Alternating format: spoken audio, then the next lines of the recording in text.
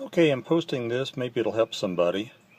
Had the brake lights not working on my old Pontiac and traced it down to the turn signal switch. The brake lights actually do go through the turn signal switch because you got to interrupt the signal on one side when you've got a turn signal on.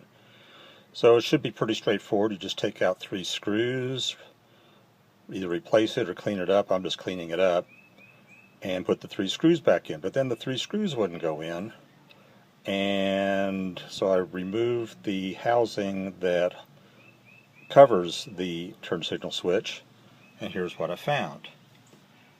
Actually, that plate is now in position. It was out of position. Had 2 screws laying in the bottom. There was another one behind it.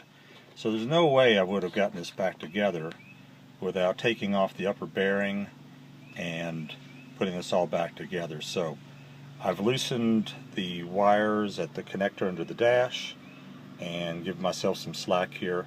So what I'm going to do is put this back together and then slide the whole thing on and do the bearing last. We'll see how that goes. If it works, I hope this will help somebody else. Okay, got all this together. Wasn't too bad. Could have used 4 hands some of the time, but with a little juggling, got them together. Got all 3 screws started with the springs on the screws, and hopefully all I have to do now is just slide everything back in and put the snap ring on the steering shaft. We'll find out in a minute. Alright, got it back in. It took a little wiggling. Things have to be just in the right place to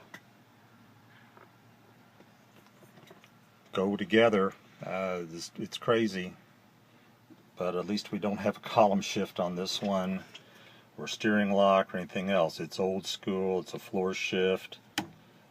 Not much to it. So anyway, got it all together. Tightening these 3 screws.